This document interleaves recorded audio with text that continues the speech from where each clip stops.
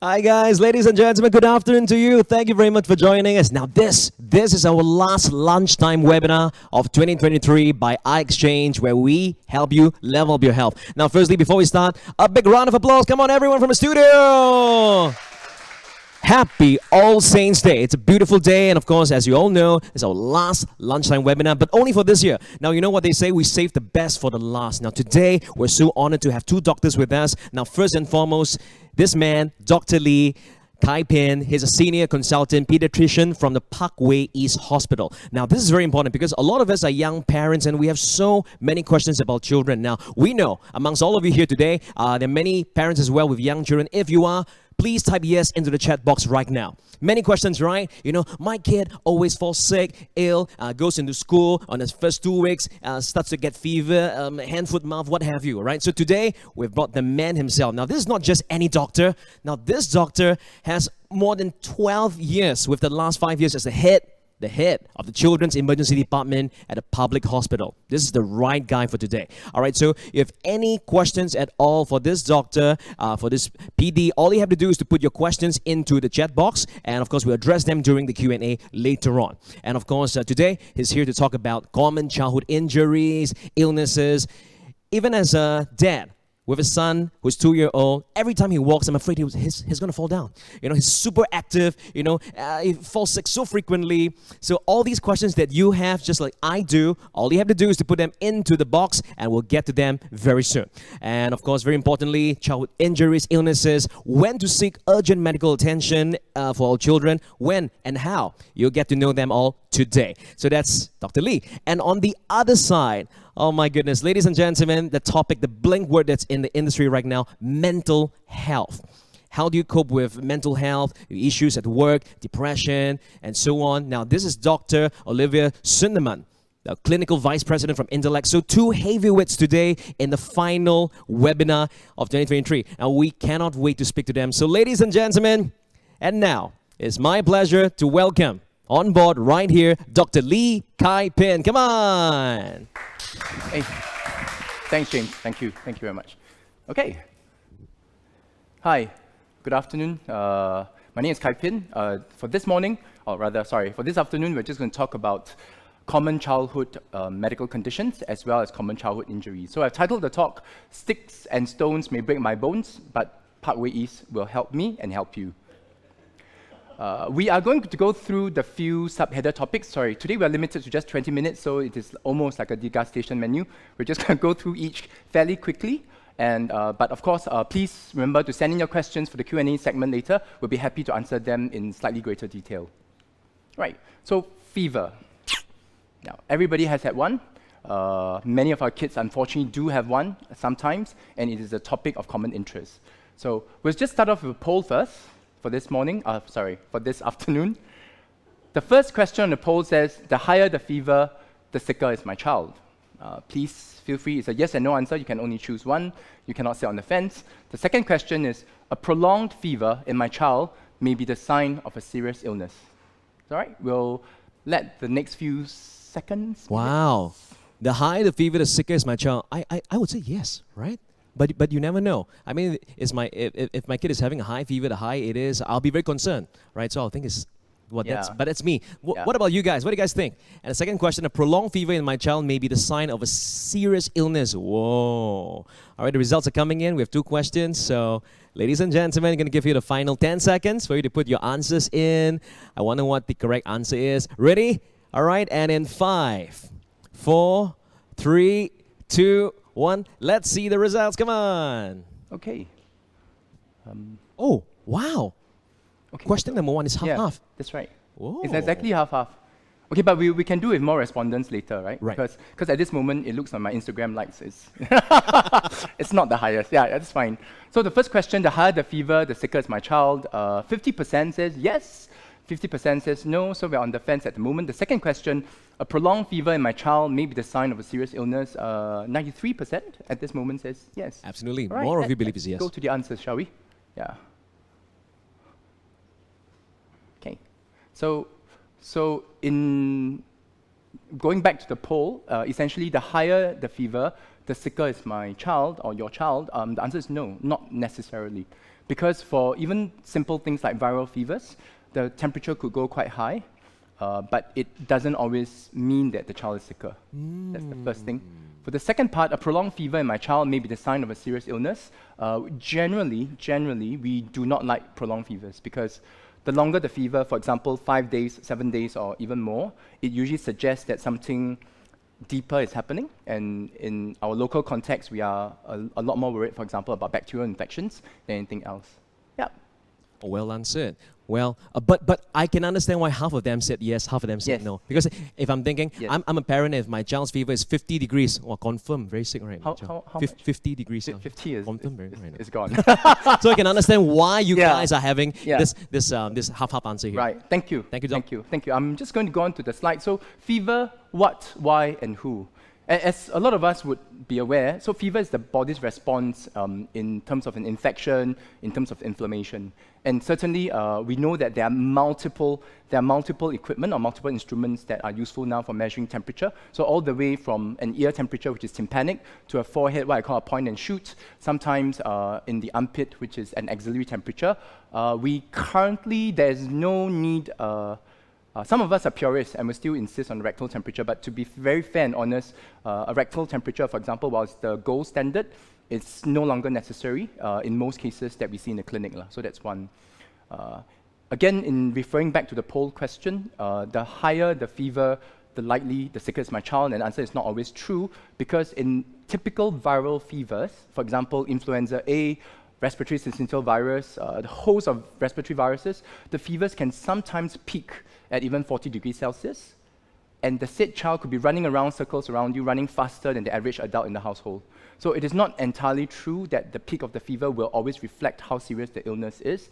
In fact, given that Singapore has good living conditions, good sanitation, good water supply, excellent nutrition, some of us, and good vaccination rates for childhood vaccinations, actually the vast majority of the illnesses that we encounter are viral in nature. There's obviously a segment that's bacterial in nature, and that is the job of the pediatrician, that's the job of the doctor, in figuring out which are the viral illnesses that will not require antibiotics because they cannot help with viral illness, and which are the illnesses that are bacterial in nature and will therefore require the course of antibiotics. Yeah, so I think that's something we want to look at. Yeah, I'm just going to go very quickly to what red flags or what are the things that we are worried about when your child or when my child has fever. So for babies or for infants younger than 3 months old, any temperature is worrying because we treat babies or infants under 3 months old in a special category of their own, and these babies are prone to serious bacterial infections. They are also more vulnerable because their immune system is not configured to meet the challenges of the world yet. So this is something that we'd like to look out for. For infants 3 months and older, on the slide, we did put 40 degrees Celsius. I do understand that's not a temperature that every parent may be comfortable with. But again, look at how the child is behaving clinically. Look at how the child is reacting. Is the child still active? Is the child still eating well? Is the child still drinking well? So these are all the things that we want to look at in considering fever in a young child. If, unfortunately, there's been established fever, especially 3 days or more, I think some of us do self-medicate at home, especially for older children, teenagers, and even adults ourselves. We do self-medicate at home when we think that it's not so serious. However, if we do hit 3 days of established high fever, I think it's time to see a neighborhood GP, see your friendly pediatrician, just to make sure that things are going the way that they should be. At any point in time, drowsiness is not a good sign. Okay. To be fair, during a fever illness, it can be extremely difficult to tell, is the child sleepy, is the child drowsy, is the child just like adults, like we are doped out on medications for cough and runny nose. But if they are drowsy, especially if the fever has settled, that's not a good sign. If the child is lethargic and not interested in playing or engaging with parents, bad sign. And if there's any altered behavior and looking days, we believe parents very much. And when the parents tell us that my child is not his usual self, we usually take that very, very seriously because it is usually a sign of trouble, even though we can't pinpoint the exact problem, because that complaint itself is worth a lot. Any point in time when the child has poor oral intake, not drinking water, not drinking milk, that's bad. It's a reflection of that poor oral intake. The child also has poor urine output, very dry diapers, very little and yet very concentrated urine. Again, a sign of potential dehydration or dehydration itself. Any point in time, again, if the child has heavy, rapid breathing, looks breathless, or there's persistent, noisy breathing, I think that's a child that needs to be assessed. Again, the pale-looking child, any bruising or any bleeding. The last point about bruising and bleeding specifically addresses our local issues of dengue and dengue infection, because one of the things we obviously fear is dengue hemorrhagic fever, where the platelets drop and unfortunately the patient goes into a bleeding crisis. Yeah. From fever, we move immediately into another common cause for concern, which is cough. Right. We have a poll. Again, just 2 short questions. Hopefully we get more respondents this time. The first question is, I can easily tell if my child is breathless or wheezing. Again, it's a yes-no answer. The second question is, my child is wheezing. This means that he or she is suffering from asthma. Okay, let's see. There you go. So guys, we need your response to make this very lively for us. All right, so if you're in front watching this, just type in your answer. It's just yes or no, right? I can easily tell if my child is breathless or wheezing. Wow. It's kind of tough, huh? But surely when there's wheezing, you can hear it, right? It's something blocking and everything. But I don't know. We're going to keep you guys in suspense. I'll let you know later. All right, here we go. Thank you very much for your response. We're going to give you the next 15 seconds. All right, for those of you who have just seen this, our doctor is now asking a question. All right, it's a poll, just 2 questions. Question number 1, I can easily tell if my child is breathless or wheezing. Yes or no? Question number 2, my child is wheezing. This means that he or she is suffering from asthma. All right, final 3, 2, 1. Doctor, back to you. Thank you, James. Results. Yeah. That's okay. The results, 77% think or feel that they can easily tell if their child is breathless or wheezing. That's for the first question. For the second question, a large number feels that even if the child is wheezing, this does not mean that the child is suffering from asthma. Seems about right. Yeah, let's look at it. Yeah, right. So those are the answers. So I can easily tell if my child is breathless or wheezing. I think the answer is no. Huh? I think the answer is no. To be fair, I agree. So in some cases, a patient, a child, or us, we can be audibly wheezing. So that's not difficult, but you could have circumstances where a child is wheezing, but unfortunately we can't pick it up without a stethoscope. Yeah, so that's one. There are signs to tell if sometimes the child is breathless. So how fast the breathing rate is, whether they're using other muscles, what we call accessory muscles, whether they're panting, how short a sentence they're speaking in, are they speaking in phrases. This obviously refers to patients who are already verbal. But there's some signs, but to be fair, I think breathlessness is not the easiest to tell. Breathlessness is not always the easiest to look out for. This is very different from fever, right? Because fever, everybody has like 1, if not 3 thermometers at home. They could measure and measure again. At a number, they could be prompted. So I think breathlessness is something we have to look out for. That's one. In the second scenario, I think most people agree that even if the child is wheezing, it doesn't always necessarily mean an asthma diagnosis, because there are a lot of other conditions. So just to list off, there's bronchiolitis, there's bronchitis, there's recurrent viral wheeze of infancy. So a whole host of other conditions that could present with child wheezing, and that may not always mean asthma, which is very important, I understand, for insurance purposes, because there's some labeling of that. Yeah, Right. but anyway. Yeah. And there you go, guys. You see, the questions are never ever straightforward. All right, very, very tricky. Back to you, Doc. Thank you very much. Let's move to the slide. So what and why and who is cough all about?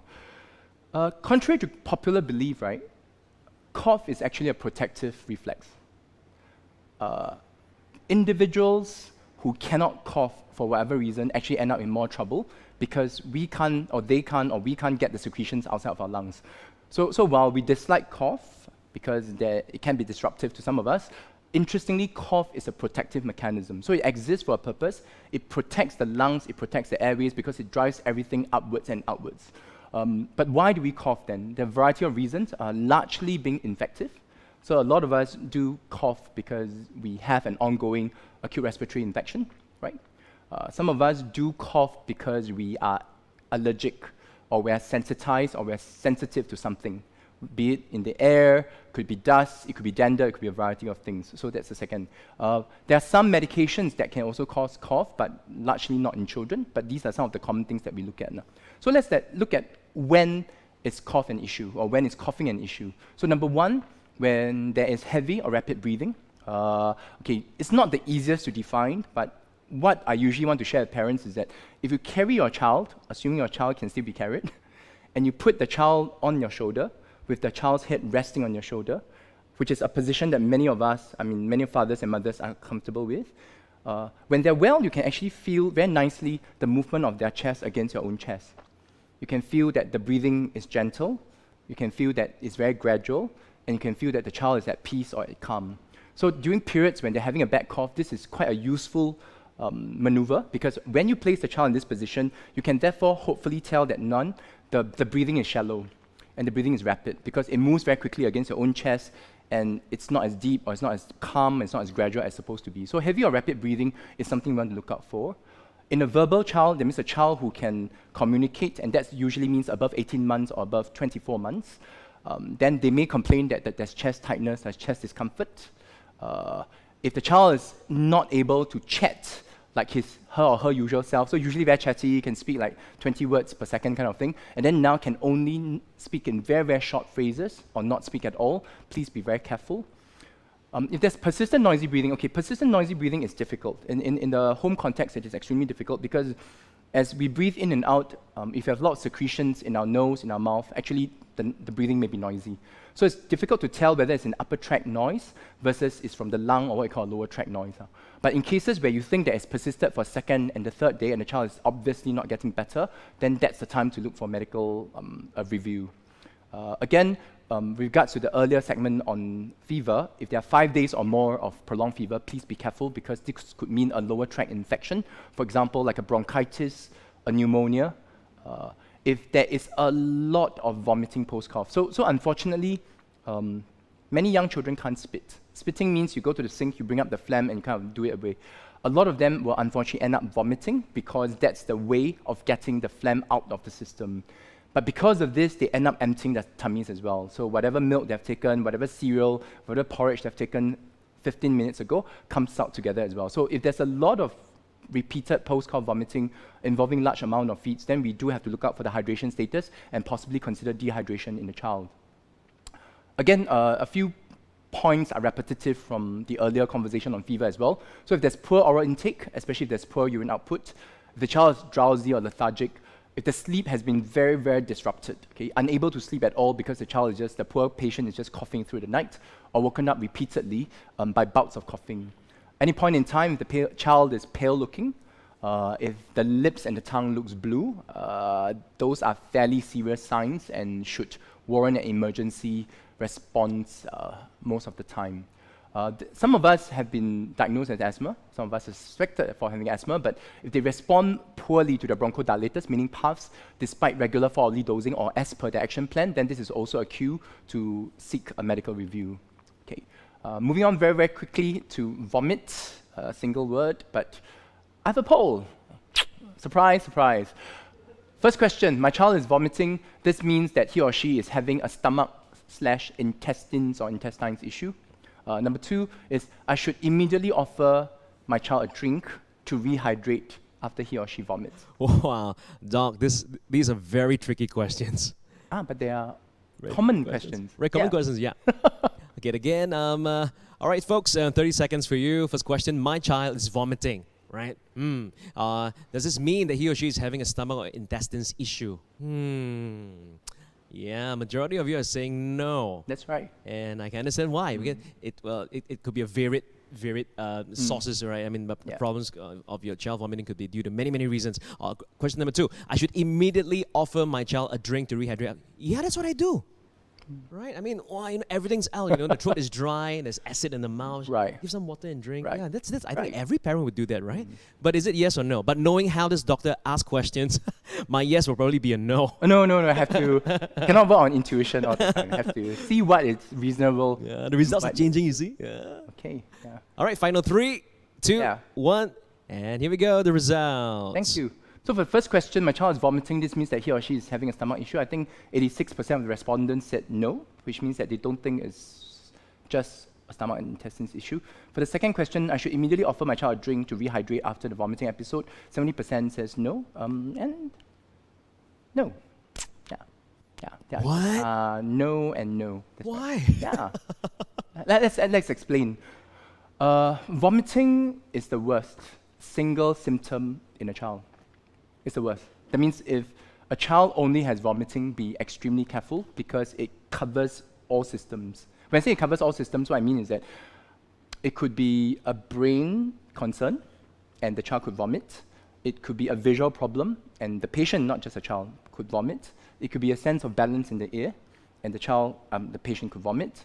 It could be a coughing issue, the child could vomit. It certainly can be a stomach or intestines issue, just like a viral gastroenteritis, and the child could vomit. It could be a surgical issue, the child could vomit, which also means that as a single symptom, right, unfortunately vomiting is the most non-specific symptom to have. But certainly, it doesn't always mean that it is a stomach intestines issue, so the answer is no. In the second part of the question of the poll, I should immediately offer my child a drink to rehydrate. The answer is no, because, well, it is very comforting, right? It is very comforting. Oh, come, let me offer you some water, let's rinse your mouth. But unfortunately, at this moment in time, usually the stomach is still cramping away, the intestines are still feeling unwell. If you offer it immediately, there's an unfortunate chance that the same patient, the same child, could vomit again, and then you offer again, then vomit again, and we offer. That's how they clock up like 10 vomits in 3 minutes. Oh, I'm sorry, kid. I didn't mean it. Yeah, no, I thought you were I'm thirsty. not. I'm apologizing to myself now. Yeah, I I'm so wonder you're sorry. vomiting 3 times in a row. I'm not insinuating anything, yeah. But so how soon then? I think generally we would say wait for about 15 to 30 minutes. Oh, there you go. Depending on what we thought the cause of the vomit was. Yeah. Thank you, Doc. Thank you very much. Thank you. I will move on in the interest of time. Again, what, why, and who. Okay, so vomiting, if taken into usual statistical context, right, then to be fair, the vast majority, thankfully, will be a viral case. For example, what is commonly called stomach flu. We call it viral gastritis or viral gastroenteritis, but essentially that's something we look out for. Tummy is not feeling well, intestines not feeling well, so everything is just coming out from the way, from the mouth, right? When is that a problem, right? So if there's recurrent vomiting, that means no matter how much you have tried, no matter how long you have waited, your child is unable to tolerate even small amounts of water or fluids. Vomitus that's green in color is bad unless you think the child has taken something green before, but otherwise it's bad because it sometimes suggests a blockage in the intestines and everything is flowing upwards. If there's blood in the vomitus, not always bad, but certainly worrying and will require a medical assessment just to figure out what's happening. Again, some repeats from the earlier slides: poor oral intake, even fluids, poor urine output. If there's worsening abdominal pain, that means the tummy is painful and it's located at a very specific site. Please be careful because certainly that's, for example, that's how appendicitis may sometimes present. If there's prolonged fever 5 days or more, if there is a lot of profuse losses in the diarrhea or in the stool, if there's blood in the stools, if the child is drowsy, the child is lethargic, or if it's outside behavior. So again, you see these common threats happening, but these are, again, when we look out for the child as a whole and not just as a symptom, and we want to assess the child as a whole. Okay. Injuries is a fairly large topic. I shall try to cover it as much as I can because, after all, the talk is entitled "Stick and Bones May Break My Bones," but Parkway East will help you. Yeah. So head injuries, lacerations, limb injuries, scald and burn injuries. Let's go. Very quick poll. We're just going to limit this to 30 seconds. First question is: knowing how exactly my child was injured is important to my understanding of his or her injury. Number 2, sprains are common in toddlers after a fall. Number 3, head injuries are very common and harmless. Okay, so we'll just let it run a little bit. Okay, thank you very much. Yeah. Right, final 5 seconds in the interest of time. 5, 4, 3, 2, 1. Thank you, guys. Great, thank you. So first question, everybody thinks, yep, absolutely. So sorry, the answers. For better or worse, a lot of parents have CCTVs at home now, which means that it works in this context because we have seen injuries where you hear a sound, you go into the living room, you have no idea how the child fell. But because there's a little camera that was monitoring, they play back the CCTV clip. Actually, we can actually tell now. It helps in that sense. I'm not sure about Big Brother watching, but for this particular situation, it helps because we know exactly the mechanisms, and that helps us prognosticate how bad the injury was or is. Unfortunately, toddlers don't sprain after a fall. If they do have limb pain after a fall, if your toddler is under the age of 5, I'm really sorry, then it's more likely a fracture than a sprain because they fracture more easily than they sprain. Number 3, head injuries are indeed common, but they are not always harmless, and therefore it may warrant medical review and assessment to make sure that your child is okay. Right, again, what, why, and who. I'll go quickly because there are separate categories. The first is head injuries, when to seek help. Okay, if there's a fall from height, but what does fall from height mean? So usually we determine that if your child unfortunately fell from a platform that's raised, that is 3 times your child's height or length, then that's worrying. Okay, so we define as that, and that's something to look out for. If you think at any point in time your child lost consciousness, that's worrying. If there's inconsolable crying after the episode, if there's recurrent unprovoked vomiting, persistent dizziness, or worsening headache, because all these signs potentially point at a brain, or what we call an intracranial injury. So again, inconsolable crying, unprovoked vomiting, dizziness, headache, and unable to walk in the absence of limb injuries. So all these are potentially brain injuries, not just a skull injury, and these are things to look out for. Again, if after the head injury there's weakness in one or more limbs, the child has blurred vision, slurred speech, if there's unfortunately blood or fluid flowing from the nose or the ears, if there are large and deep puncture wounds on the face, if the child is drowsy again or child's dazed looking, again, all these look like a nightmare.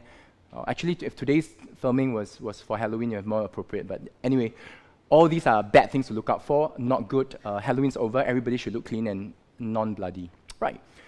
If there's a huge laceration or wound on the limb, then when do we worry? Okay. If there's persistent vomiting, sorry, I beg your pardon. If there's persistent bleeding, even after you've applied direct pressure, that's not great.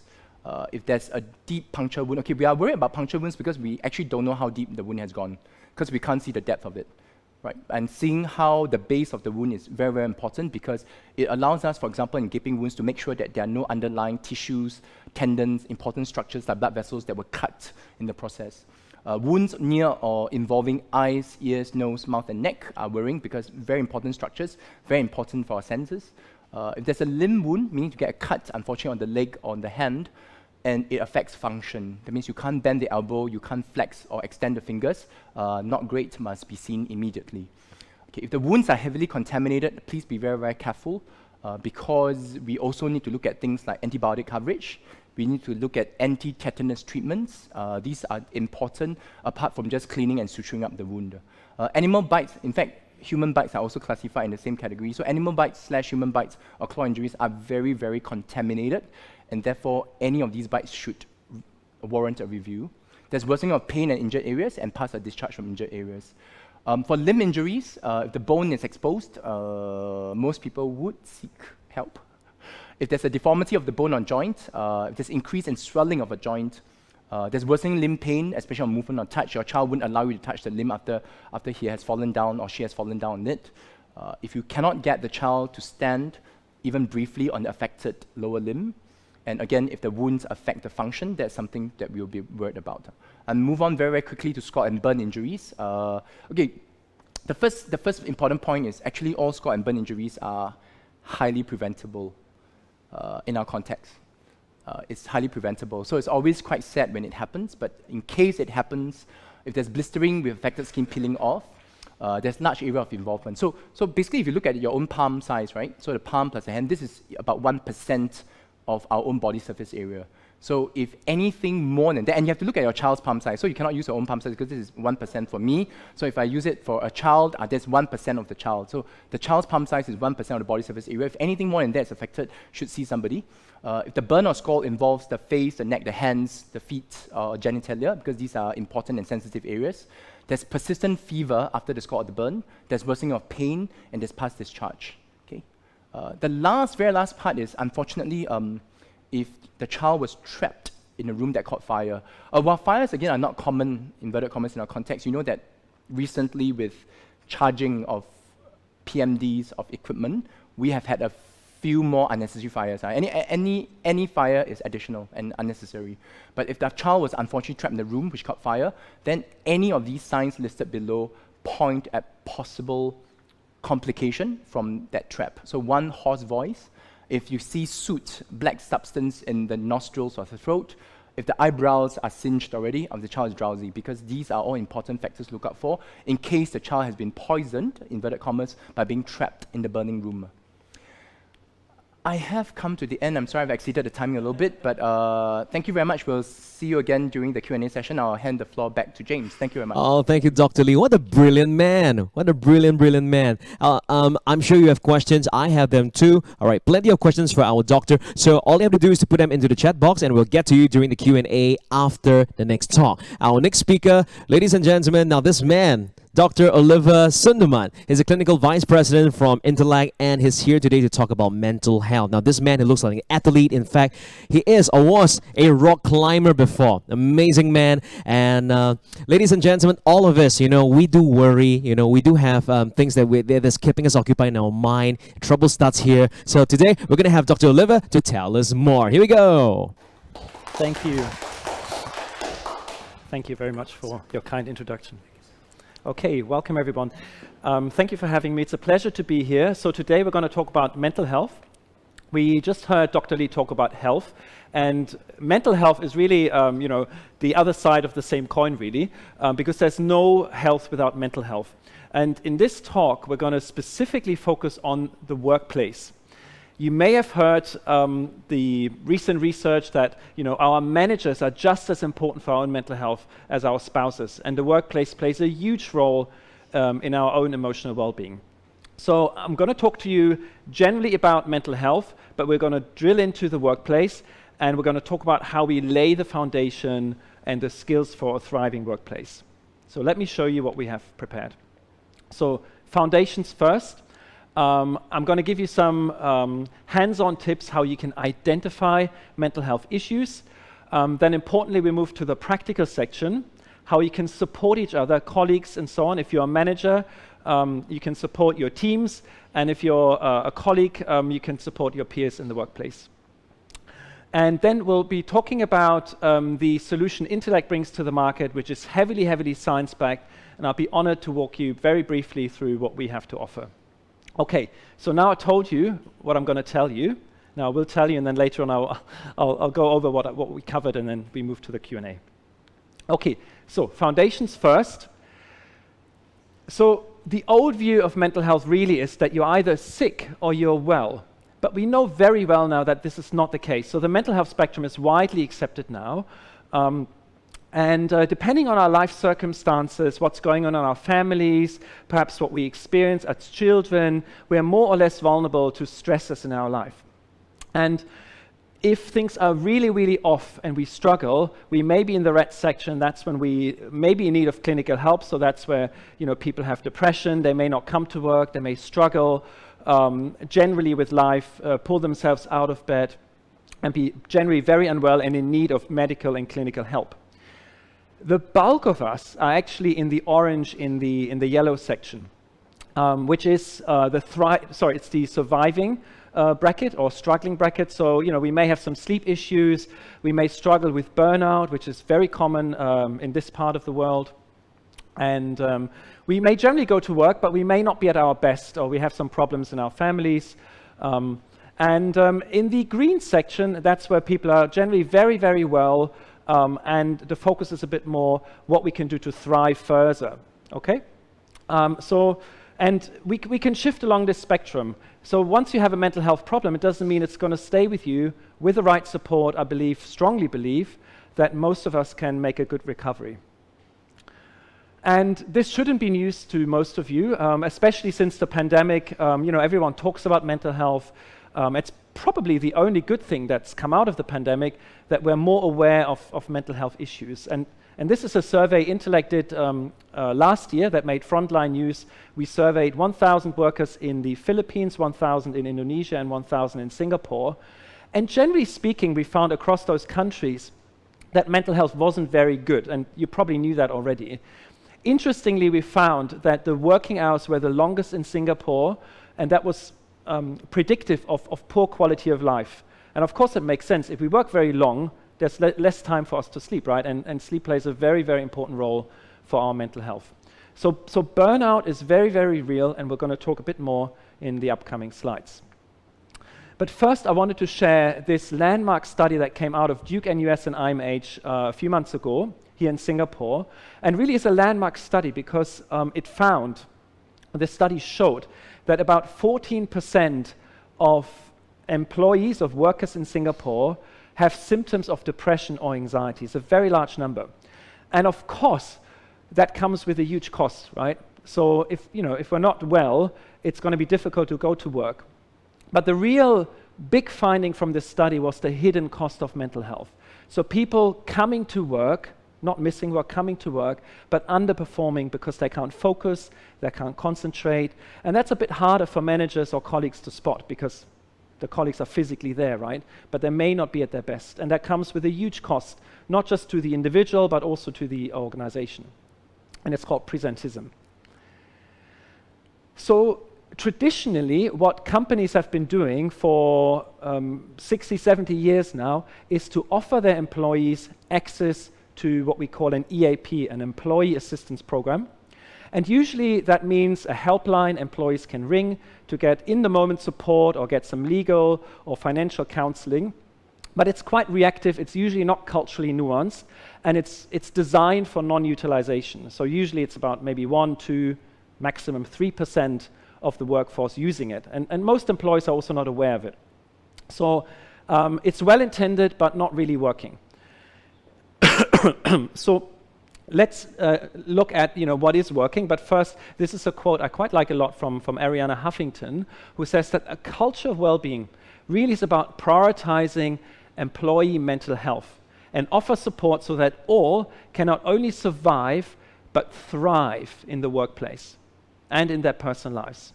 And that's very important. We're not just talking about the absence of mental health.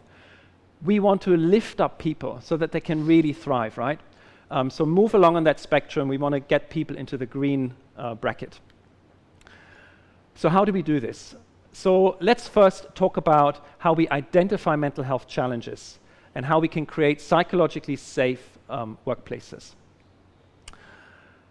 So burnout is something you probably all have heard about, and it's a very, very real problem. It's an occupational hazard, and basically it means literally that the battery is empty, people feel exhausted, they're disengaged, and they're at much higher risk of developing depression or mental health problems. And this is a typical cycle. So when employees join, they're hopefully motivated and they're excited, but then the workload takes over, or there may be a mismatch between the skill set and the job scope, and there's some dissatisfaction creeping in, and they may struggle with personal boundaries, checking emails at night, they get overwhelmed, and then at some point they feel empty and they're breaking down. And of course, we want to prevent that. So here are some signs for you can look at, and of course, this is not an exhaustive list, but just some indicators that might show that a colleague is having burnout issues. So it could be that they're missing deadlines. It could be that they're more withdrawn from their colleagues, that there's conflict in the team. It could be that they struggle to focus or remember things. They could be absent, and that could be surprising if usually they're quite reliable and coming to work, and mistakes might increase. And a really, really good sign that sums it all up is looking for change. You know your colleagues usually, right? And if they come to work and they look different, they're missing deadlines and any of those symptoms, you probably have an inkling that something isn't right. And there are also physical signs to look out for. So what could that be? For example, if your colleagues are unusually tired over several days, if they complain about headaches, if they share with you they really have sleep issues, which of course is very common, but again, we're looking for change. If they complain about gastrointestinal issues, if there's weight changes, or if they generally look very disheveled, that could be a sign that something is off. And there's many, many reasons for workplace sort of mental health issues and burnout in particular. And these are just some common reasons. So it could be that there's a lack of co-working support. It could be that the demands are too high. Very importantly, a lack of recognition. So people feeling not seen, not valued, not heard in the company. So really, if you're a manager, listening into this call, do assure that your team gets the necessary visibility, because it plays a huge role. It's protective.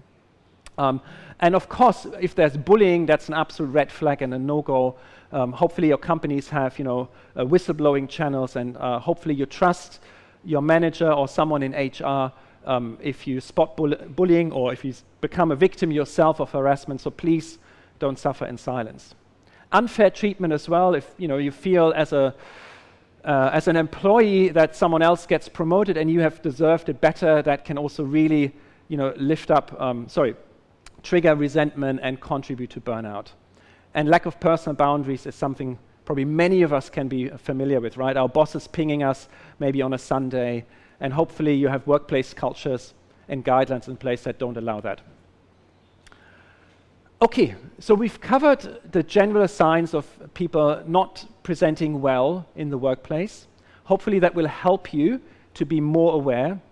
But being aware is only one thing, right? So that's great, you have to be aware, otherwise you can't help. But now, what's next? What do you actually do?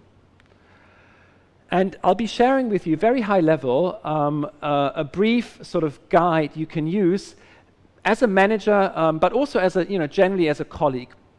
So first of all, you have to approach the colleague or peer you perceive to be, suffering some mental health problems. Okay, that's one. You then have to listen in a safe way that is non-judgmental. We'll come to that. You have to then give support and information. So that could be the company's EAP, or it could be signposting the person to the local GP or someone else.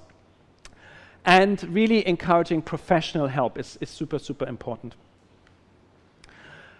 And here are some things you can do when you approach someone, right? There's many things that I'd say, could go wrong, but first and foremost, the biggest mistake probably is not to speak. We may have a belief that it's better not to talk about mental health, and there's still a lot of stigma, and people, shy away from talking about mental health generally. So I've spoken to some of my own clients and patients who told me that, they'd rather not talk about it. And but I do say, I would like to encourage all of you to not be silent and passive. Do approach, but how do you approach? First of all, seek permission. So if you see a colleague who's struggling, you can approach, you can say, is it okay, do you have a moment? Shall we grab a cup of coffee or a cup of tea? Do you want to have lunch? So don't talk in front of the rest of the team. Also, avoid asking why. Ask open questions and go with behavioral science. You can say, I noticed you've been coming to work late, and I wondered whether you're quite tired, and I'm really here to help you, and just wonder whether you want to have a chat. Okay? So don't ask, why are you off? Just say, I noticed you seem quite tired. Do you want to talk about it? Okay? And use reflective statements. You can say, that must be quite difficult for you. Show that you care, validate their feelings, okay? And make it clear that you're there to listen.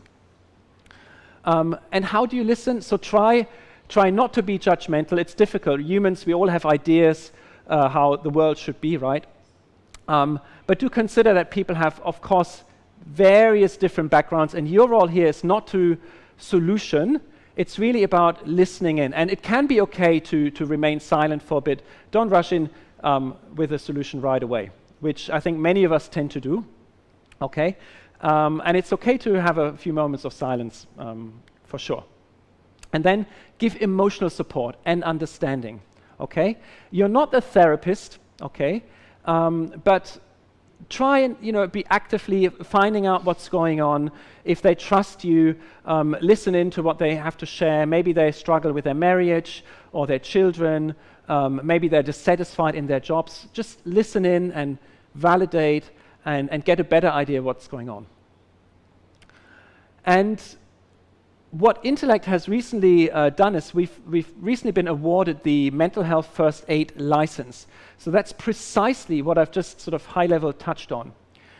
Mental Health First Aid is a very practical 12-hour course that equips people, employees or people in the community, managers, to, one, have a better understanding of mental health and be aware of the various issues, but most importantly, to have the practical skills to have that conversation I was just going over with you. How do you approach someone? And there's a lot of role-playing going on and practicing various situations, whether someone has depression, anxiety, sleep issue, or perhaps more severe, they may hear voices, or they may be very paranoid as well. And this is a very brief sort of summary of what that is. Mental health first aid is an internationally established program. It's the only one with a large research-backed sort of science base behind it. It's culturally adapted, it's localized as well, and it's heavily focusing on the skills part. Okay, so I'm conscious of time. Now let's talk about what companies can do to support their employees in their mental health journey and create those thriving workplaces. First, let me share with you the Intellect model. That's a very simple model that allows the organization to assess whether the solution they have in place, the mental health benefits, are sufficient. So first and foremost, the base. It's about mental health literacy and mental health skills. So you want to know whether your corporate well-being program reduces stress, reduces burnout, depression, anxiety, and so on, so that there's some efficacy. And ideally, you have research papers that actually demonstrate that. It's very easy to claim that your solution works. It's a little harder to prove that. But mental health is only one sort of pillar of well-being. Very importantly, there's physical well-being, of course, as well. There's financial well-being, there's spiritual well-being, and there are other pillars. And just as we are told to eat healthily, to go to the gym, to improve our physical health, improving our mental well-being is hugely important. And all those factors are kind of connected. So resilience is really what we're talking about here. So sleep, stress, and stress management as well. And lastly, for the organization, these are the variables, the outcomes you really care about. So that's the productivity, that's turnover intention, that's the absenteeism we spoke about earlier. And ideally, you have a program that can show you the data that what you do with the employees actually improves the organizational health. And so very quickly, Intellect, from day one, that's actually the main reason why personally I joined the company, leaving my faculty position in NUS, was because we committed from day one to do proper science studies that actually show what we do works. And we are proven to lower anxiety, improve emotion regulation, and generally coping. And I don't want to go into the details of those. You find this on our website as well. But we have hundreds of sort of self-guided programs that we ran through the research tests. So for example, we developed a program to help people like their bodies more, to be kinder to ourselves. Many of us have a very sort of inner bully or inner critique, and so we developed content that can help people to be nicer to themselves. We improve stress management and anxiety and worry in general, and I'm very proud of this study. Was just, I think, 2 or 3 weeks, we published a study that shows that our coaching is quite effective, actually, in lifting up employees' well-being. And this is the resilience study I just referred to. So if you engage in a step challenge and you work on your stress management using Intellect, we found that actually the next day your resilience is already measurably improved. It's a phenomenal study and quite exciting, actually, because we can all, with little things, going to bed a little bit earlier, doing a mindfulness meditation or journaling, whatever works for us. Of course, there's no one-size-fits-all, but these little things actually lead to improvements in your resilience the next day. Very exciting. So very quickly, Intellect is a mental health technology company. We offer end-to-end mental health care, so we have self-care content I just spoke about. We have an intelligent algorithm that matches employees and users with the right coach. It's very important that you get on with your counselor or coach, and it's all anonymized, and you can use multimodal channels. You can use the app or a web platform. You can even speak to someone in person if you prefer. If you're more towards the orange, the red range, we offer psychiatry and clinical psychology. We have a 24/7 localized helpline as well. We give on-site crisis support, and we do that in 22 markets across APAC. That's just another summary that we give multimodal access because we do recognize some of us prefer that we're quite techy. We like the app perhaps, or we like to speak to someone virtually, but many of us may still prefer the old-fashioned way of coming to a clinic and speak to someone in a counseling room. And this is an exciting quiz we developed a couple of years ago, which is called the Personal Insights Quiz. And if you don't have Intellect benefits, you can go to the Play Store or App Store. You can download the app, and this quiz will help you to identify areas of growth or areas where you're doing very well, your strength. And it only takes about 3 minutes, and it asks you about burnout, it asks you about anxiety, worry, stress, your job satisfaction as well, whether you can safely talk about mental health in your work, and so on. And if you are working in HR or if you're a leader in the company, what we do is we aggregate the data in an anonymized way, of course, to give high-level insights into the workforce's well-being, the organizational support, so do the employees feel supported, and also are people engaged in the company. And we have a staggering 14x return. I won't go into that, but if you go on our website, you'll find more information about it. But of course, in some way, it's a no-brainer, right? It makes sense to invest in our mental health. And people who are well, they're going to be, of course, they show up more at work, they feel more supported, and they're more willing to go the extra mile as well, and they're less likely to leave. I think this is my last or second last slide. So to sum it all up, we are available in 20 languages in 22 countries. We have 10 plus studies that are ongoing to really show what we do works. We quite proudly, we received the Best Corporate Wellness Provider Award from HR Online last year. And also 2022, actually, we were named the best app on the Google Store for mental health. And that's a QR code you can use to download our guide to prevent burnout, especially if you're sitting in HR. But it's relevant anyway for employees, so please go and download this little guide that'll help you to tackle burnout in the workplace. I look forward to the questions, and I'll hand back to our host. Thank you so much for your attention. That was amazing. Thank you, Dr. Oliver. Now, question time. What is the name of your website, if you'd like to go, and the name of the app in the App Store? It's called Intellect. Just that, Intellect. Intellect, yes. Just Google Intellect or intellect.co. No? Intellect.co. .co. There you go. All right, so ladies and gentlemen, you know how to find this man and his community of well-meaning people who's going to help you. All right, so thank you very much for joining us. Thank you, Olivia. Thank you. All right, so at this moment in time, I'm going to do something very special. I'm going to take the next few minutes to set up chairs right behind me. So we're going to have the doctors back again for us to ask them questions. Now, questions which come from you. All right, so if you have been putting questions into the chat box so that we can ask the doctors later on, if you don't, it's fine. You can do it right now. At this moment in time, I would like to do something very special. We're here to tell you more about the My Health 360 app.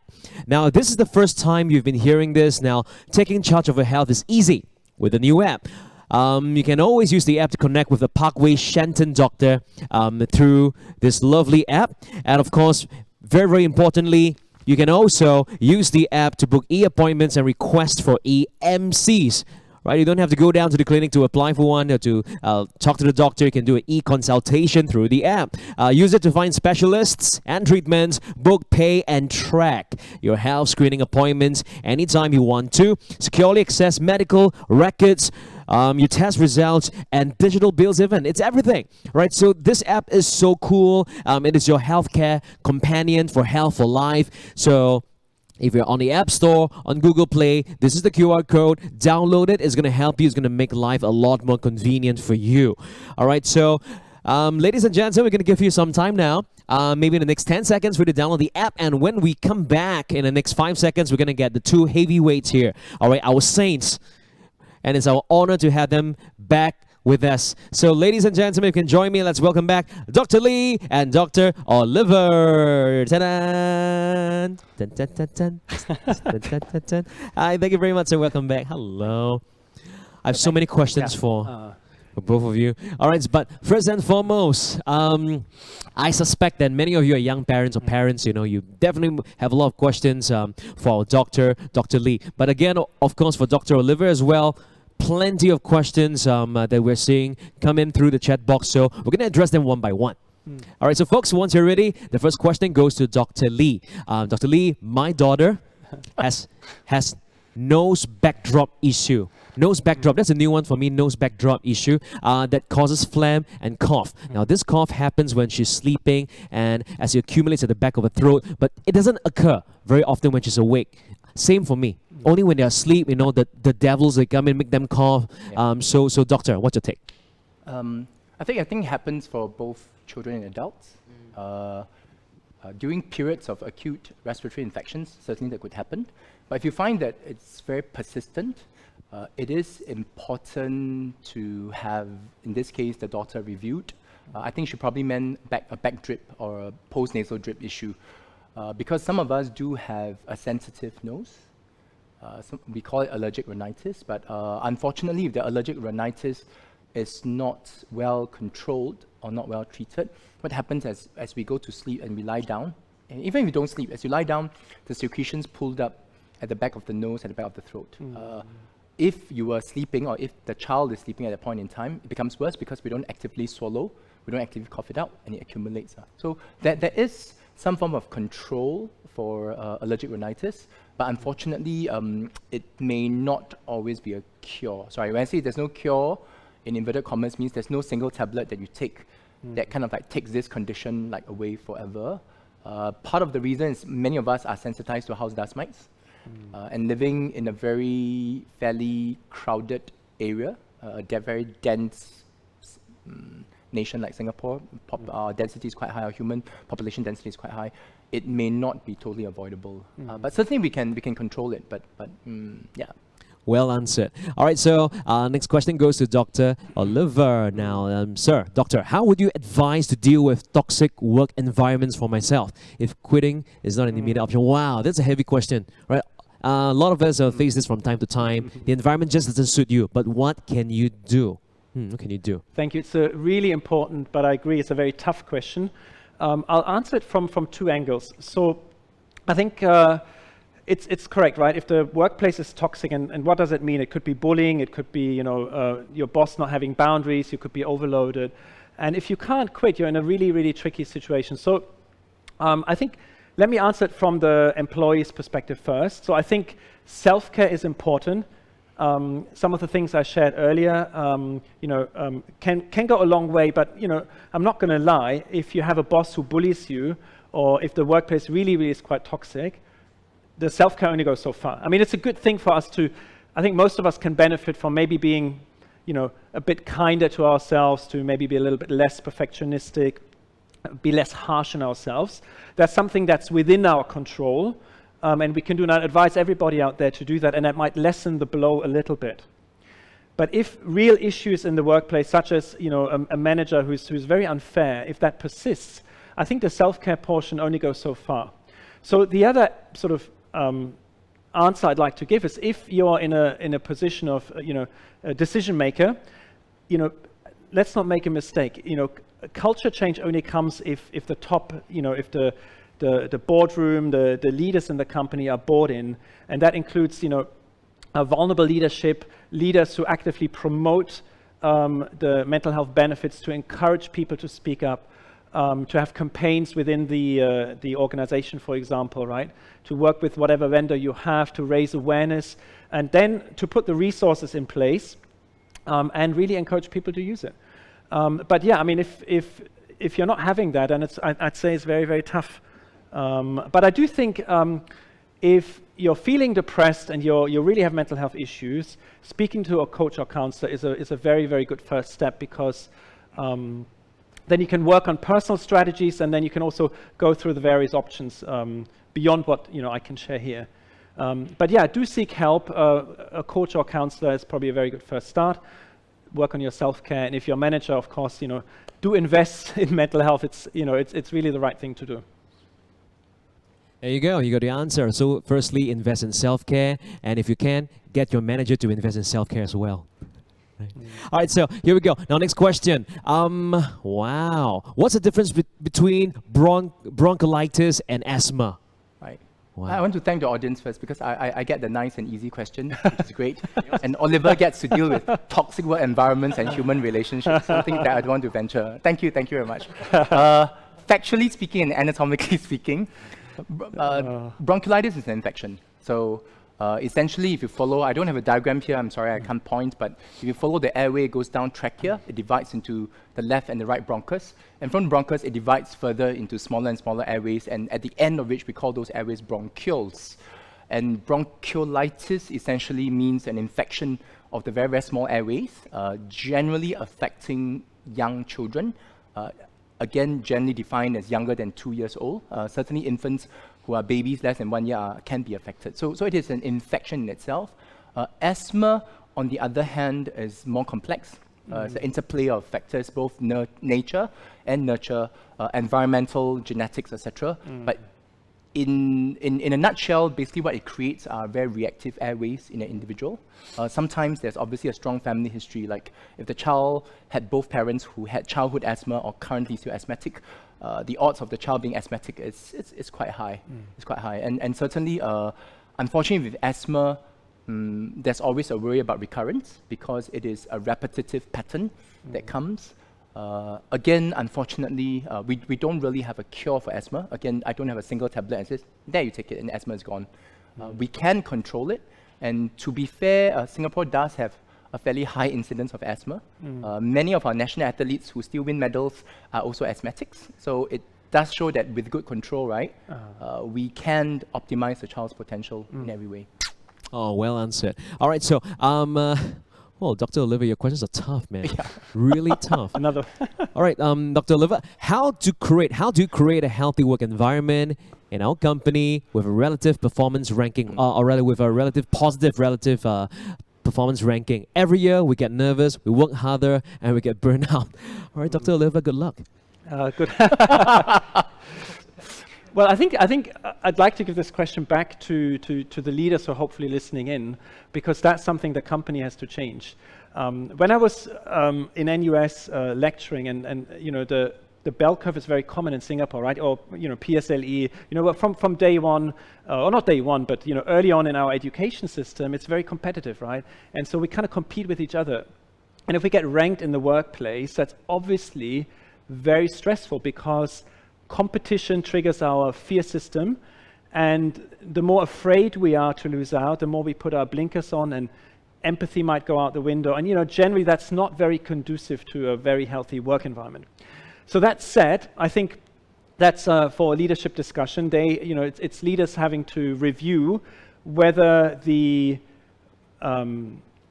motivations they have in place work for the company. What we can do, we can help companies to assess the employees' well-being, the organizational health, and make suggestions similar to what I said earlier, right?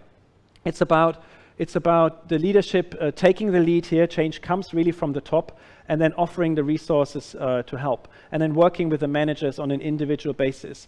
So if you can't change your ranking, maybe the managers can put other ways of recognizing employees' effort into place. So I think yeah, it's complicated because again, if it's not within our control, what can we do, right? But I think in a nutshell, you want to give all those benefits I shared earlier, not just in a reactive way, but also proactive, and work with coaches so that you can also learn as an individual to be more confident to deal with those stresses. So I didn't really touch on that earlier, but if you partner with a coach, they can help you to be more assertive, more confident, and perhaps also push back on certain things that are unreasonable, like working through the night or at the weekend. If that's not reasonable, then you need to learn to push back. But we're very quick to accept and say yes. There you go, well answered. And of course, I'm a big believer in having a coach, right, to help you navigate through life's difficult waters as well. But one very good point that you pointed out as well, mental health it's really important to start from top down, right? If you're a leader, if you're senior management watching this, your decision will impact, all right, the workers below you. All right, so of course we have to hit KPIs, but we can always do it in a way that is beneficial to mental health. All right, so leaders, it's your call. All right, so next question. Here we go. Okay, Dr. Lee, does the color of phlegm give you more insight, on the how healthy the body is? For example, greenish is a sign of infection. Is it true? Yeah. To be fair, I think some of the what we call, for example, traditional practitioners may sometimes use the color of the phlegm, taking a pulse and everything. I do believe that there are some implications to the color, but if you flip back, it is not always certain that, for example, if the phlegm changes to something yellowish, something greenish, it is not always clear that there's always a sign of bacterial infection. I think having more phlegm, being more productive and coughing generally, yes, can be inferred as an infective risk, or can be inferred as an infection. But I think the dichotomy is to decide whether it is a viral infection that could just leave it alone, or unfortunately it is a bacterial infection that one may require a course of antibiotics for example. That said, there are specific phlegm colors that sometimes are worrying. So if I have had fever for the last 5 days, a hacking cough that's not going away and in fact worsening, and I now cough up, for example, like rusty brown sputum or even blood-stained sputum, or phlegm, then that in itself, it's cause for concern. So I guess the short answer is, I think the phlegm color itself cannot dictate the type of infection on its own, but if you take the patient as a whole, in assessing the history, in checking the patient carefully, and the color of the phlegm, it can help us arrive at a more definitive diagnosis. Wow, that's a good answer, right? It's never ever one. There's the sum of all parts. That's right. correct. Can I ask you an additional question from this? This is my personal question. Sure. So at what age? My boy is 2 years old now. So at what age do children know how to remove phlegm from their throats? Because my kid, when he's sleeping at night, whenever he's coughing and it's phlegm, he will vomit. So every time he sleeps at night, as long as he's coughing, he will vomit. And it can be 3 times a night. So is there any techniques that can help us to teach them how to cough the phlegm out, or to get rid of that?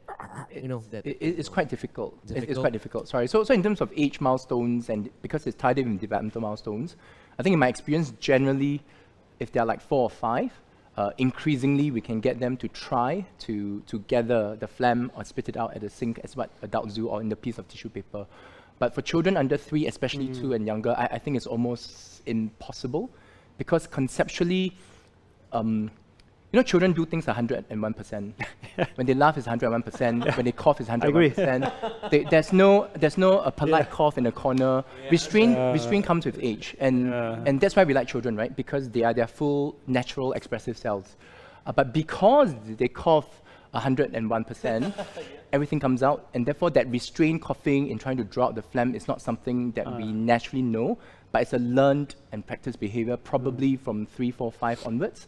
Primary school kids are much better at it. So if you have a child in the upper kindergartens, for example, like K2 or P1, P2, which in Singapore's age translates, so education system translates to 6, 7, 8, I think they have a much better chance of doing that. But unfortunately, at this point in time, it is difficult. Well, so basically, ladies and gentlemen, from what Dr. Lee has said, there's nothing I can do. That's beautiful. All right, now next question.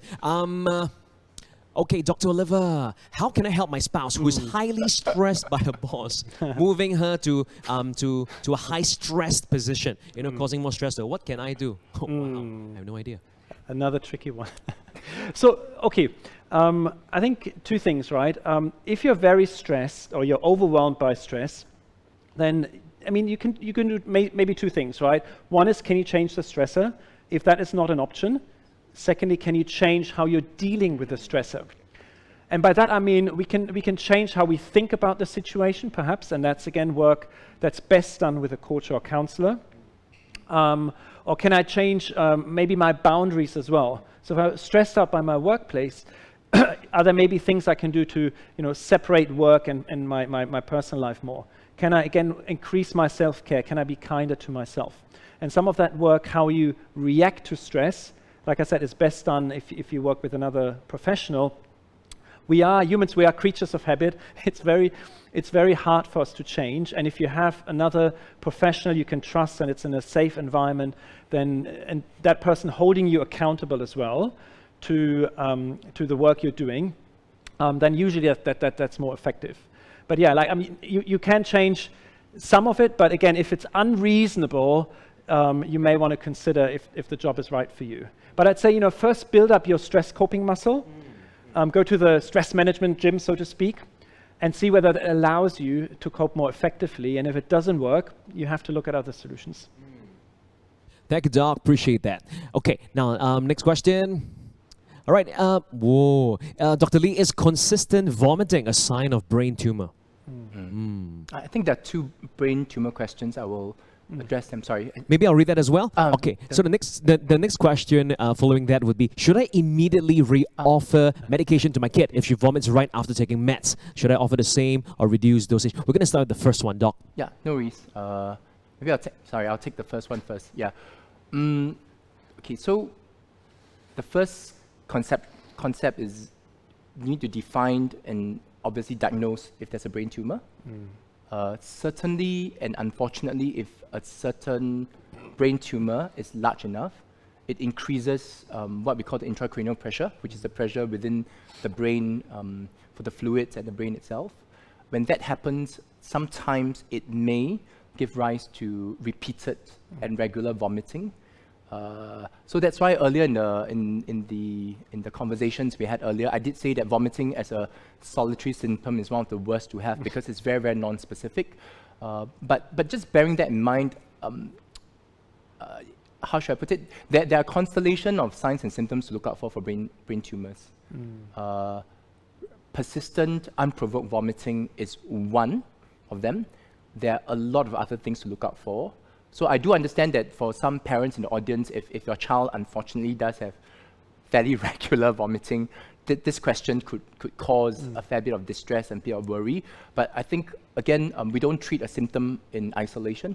We look at the whole child, we examine the child, we do need to order tests, for example, in such cases like a neuroimaging. So it could be a CT scan, it could be an MRI if necessary, and then we decide now. But yes, there's, again, in a nutshell, can consistent vomiting be one of the signs for brain tumor? The answer is yes. Sorry, I was referring to the other question lower down that says that whether a brain lesion is harmless without much headaches. I'll take that now if that's okay. I think for brain tumors are divided into two main categories. One, whether they're benign, and second, whether they're malignant. Obviously, malignant tumors, as the name suggests, is bad because it can metastasize, it can move everywhere, it can cause problems. But even benign brain tumors can be problematic because even though it is slow growing and just gently growing over years, it could compress on important brain structures. So even though the nature of the tumor itself is not malignant, but just by gradually growing over time, compressing on important structures and therefore functions in the brain, it could wreak a lot of havoc. Again, to diagnose good history, good clinical examination, and possibly really the need for imaging in such cases. Yeah, sorry, back to you, James. Thank you. Thank you so much, Doctor. And I'm learning so much from the both of you, by the way. All right, so next question. Dr. Oliver, okay, now, are there any noticeable triggers for us to initiate support or to ask questions? You know, and when should we advise our distressed colleagues to seek professional help? Very, very good question. So that actually, that touches on the mental health first aid I discussed earlier, right? So you can look out for behavioral signs or physical signs. You know, does your colleague perhaps look more disheveled than they usually do? Do they come late for work? Are they not their usual selves? Trust your gut. Don't be silent. And I would say, you know, if in doubt, I'd play it safe. It's better safe than sorry. You know, do make that first move. Speak to your colleague. Do it in a calm, in a kind, in a supportive way, not in front of others. And really check in. You know, you don't have to overcomplicate it. So, you know, you could say, you know, I notice you don't seem your usual self. Do you want to have a chat? And they might say no, and that's okay. And a good response to that would be, you know, I'm worried here, but I'm, you know, letting you know that I'm here for you, and I'll be checking in again with you next week if that's okay. But these are the practical skills we cover in mental health first aid. So it's a really wonderful question. You know, do go on our website, check out, you know, what the course looks like, what it entails, how much it costs, and so on. But generally, to really answer it shortly is, if in doubt, make that first step and don't be silent. You know, Doctor, when you looked at me and you asked me that, are you okay? You don't seem to be feeling yourself. I actually felt something.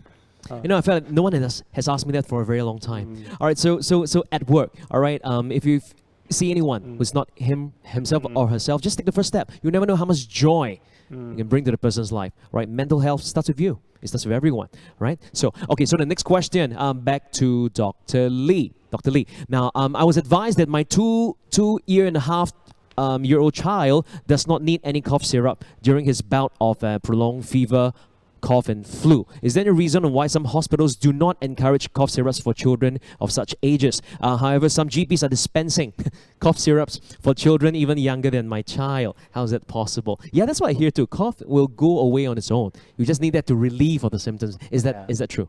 I think when we talk about cough syrups, we need to kind of define it better. Because cough syrup is very, very general. It's a basket, what I call a basket term. It contains a whole range of stuff, ranging from things like antihistamines, cough suppressants, as well as mucolytics. The way I divide it is, okay, number one, cough suppressants are easy to understand because in an adult setting when we have a cough syrup and because I want to suppress the cough so I can better sleep through the night, that literally suppresses the cough instinct and makes us cough less. However, those medications generally have fairly high side effect profile. They tend to be very sedating, and therefore, the younger the child, the more inappropriate those kind of medications are. The second group are antihistamines. Antihistamines basically work at blocking the histamines, and therefore in reducing some symptoms related to the cough, cold, runny nose. So for example, because during a period of cough, cold, runny nose, we do have a lot more secretions, so the antihistamines will block, and therefore we have less secretions, and when we have less secretions, there's a lesser need for the body to cough to get those secretions out because we have reduced them. So antihistamines, for example, are appropriate for children 6 months and above. Cough suppressants or things that are related to cough suppressants, generally 2 years old and above. Mucolytics, on the other hand, are medications given to basically liquefy the phlegm, so it becomes easier for the child or the patient to expectorate. No? Yeah. But unfortunately, as in the earlier conversations we had, right, if we liquefy the phlegm and yet the child can't cope with it, right, because they don't know how to spit it out, we end up with an entire mess. We end up with a child that's vomiting repeatedly. We end up with a child that doesn't know how to handle the phlegm after it's liquefied. So again, nutshell answer to that question, I think a lot of the cough medications in children are not evidence-based. When I say they're not evidence-based, means there's no clear evidence that they work. Most people prescribe it on a good intention to treat. So as long as it does no harm, and if it can help alleviate some of the symptoms, even partially, I think some doctors have proceeded to prescribe. I think the whole key idea is do no harm. So do not, I will not prescribe a medicine or a medication that is harmful or potentially risky for a child. Anything else is good. And at some point in time, if it's a viral infection, you're right, James. The body takes over. We'll recover with good mental health on board. We strive to get better. Absolutely. Also well answered. All right, so Dr. Olivia. Dr. Lee, did you cover the previous question? Are there any natural remedies for helping kids recover from runny nose faster other than using antihistamines? Natural recovery, no, that's one. Okay, to be fair, it's not specific to runny nose. To be fair, honey does have benefit. However, honey cannot be given to infants.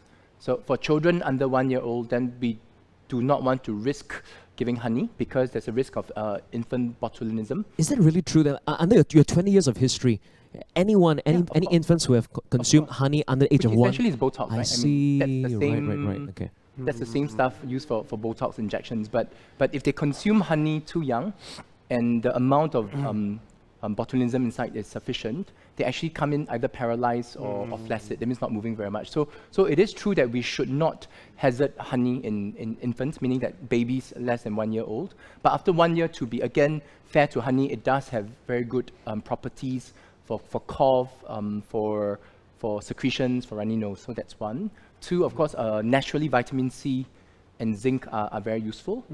There are obviously supplements that carry this, but if we can get it naturally through fruits, through sour citrus fruits like oranges, grapefruit, etc., that'll be great. Yeah. Thank you very much. Thank you. All right, so next question, Dr. Oliver. Now, how do you train children to be more resilient? Any tips? Make them a toughie, not a softie. Yeah, it's another huge question, right? So, I think there's a lot of responsibility, of course, on the parents, and surely Dr. Lee would agree with that. But schools also have a huge responsibility here. So there's many angles to this. I mean, in a nutshell, I'd say provide safe home environments. I know this is very generic. What I mean by that is healthy attachment, be responsive to your children's needs. It doesn't matter how we manage conflict, because children are very observant, very perceptive. They pick up how parents talk to each other. Are you resolving conflict with shouting, arguing, or in a kind and compassionate sort of way? It's quite generic, right? But that's on the family side of things.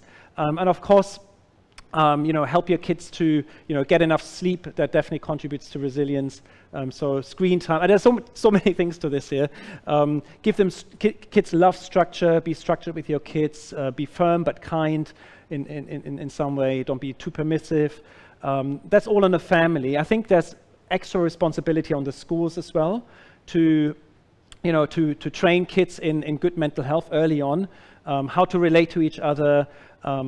I touched on body image earlier as well. We did develop actually a school program to teach secondary school kids to not make appearance-related comments and not talk in a negative way about appearance, and again, develop self-compassion. All of these things, there's no reason to wait. It's actually quite good to invest early on in those, and I think schools have an extra responsibility here as well.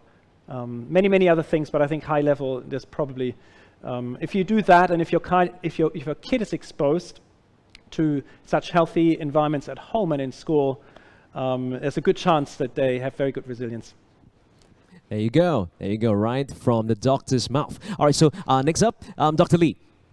I believe it's a final question for Dr. Lee. Dr. Lee, for children, how far apart should each round of antibiotics be given? Example, if my child keeps falling sick, took a course of antibiotics, but if shortly after you're sick again, is it safe to take antibiotics again? Is there a buffer period, 1 week, 2 weeks, 1 month? Yeah, so the short answer is the antibiotics should as far apart as possible. if you don't need antibiotics for the year, hopefully your antibiotics are years apart if you do not need them. So I think the crux of the issue is that course of antibiotics necessary? And again, in the earlier conversations we had is, if it's clearly or a viral infection, then antibiotics are not necessary. And thankfully, given our local good healthcare, good nutrition, good vaccination rates, etc., actually the predominance of our infections in children are viral, which means that they do not always require antibiotics. That said, if it's necessary, that means if the child has been assessed and unfortunately the child has had 2 bouts of bacterial infection back to back, then that cause is indicated. So there's no good answer. If there's no need to take antibiotics, obviously the duration should be as long and as far apart as we possibly can get. But if there's a clear need to, so for example, like unfortunately the child had bacterial tonsillitis and like 5 days later developed a bacterial pneumonia, then that would be 2 causes of antibiotics back to back. Obviously, in the scheme of things, that's not the best for the child, but without the antibiotics, the question is the bacterial infection may get worse and may develop complications. In looking at this, then in terms to ensure the safety of the particular antibiotic, in addition to ensuring that there's no drug allergies, the second thing is sometimes, as we may know, some of us are a bit more susceptible to antibiotics, and some of us do develop tummy pains, some of us do develop diarrhea or loose stools. Sometimes the course of probiotics along with that can help mitigate some of these symptoms. Yeah, thank you. Oh, interesting.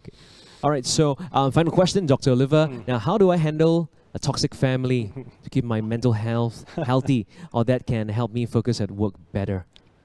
You realize your questions today revolve around toxicity around workplace and family, and I can understand humans are complex. Exactly. It's a great question. Thank you. And this is even tougher to address because workplaces we can, at least in theory, change. Right? We can change our employer. We have some choice, right? But family we're kind of stuck with and born with. That said, you have some choices, of course. So first of all, my first question would be, how much does it affect you individually, right? So if it does affect your mental health, again, you can use self-care content. I shared quite a bit about that. You can check out Intellect, what we have in stock. You can work with a coach or counselor to help you improve your way of dealing with the toxicity in your family. I mean, it's going to be probably around personal boundaries and making choices to limit your interactions with the sources of stress in your family. That said, there are choices, right? I mean, maybe it means for some people to move out or create more boundaries within the home environment. And if you're well at home, then there's a chance, good chance that, you're also well at work, because everything is intertwined, right? If you have generally good mental health, that'll allow you to also deal with challenges at work more, and vice versa, right? If you're at work thinking about your family, that's definitely going to affect you. So I do say, if it does affect you, probably best to seek a coach or counselor, and there's no shame in that. Absolutely. So, well, ladies and gentlemen, we've come to the last few questions, and we're done for the day, right? So, we really would like to take this moment. It is my honor to be sitting beside Dr. Lee and Dr. Oliver. I've learned so much. We thank you for your questions, and we're sorry that we couldn't get to all your questions, but we greatly appreciate you spending your lunchtime with us, and we really hope you found this webinar useful. I found this personally very useful. All right, so thank you once again. Thank you, Dr. Lee and Dr. Oliver, for taking time, to share with us all about taking care of yourself and your family. Now, before you go, for those of you watching this webinar live, please share your feedback on today's webinar via our survey by scanning this QR code.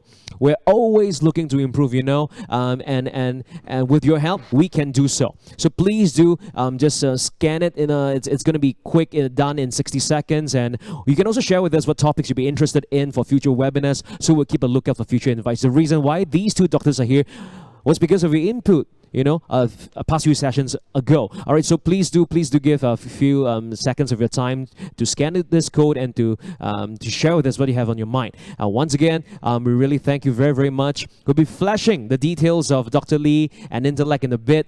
So on this note, when I was a young boy and I was studying psychology as well from NUS, there was this quote that I came to that really inspired me for a long time, which is everyone is neurotic.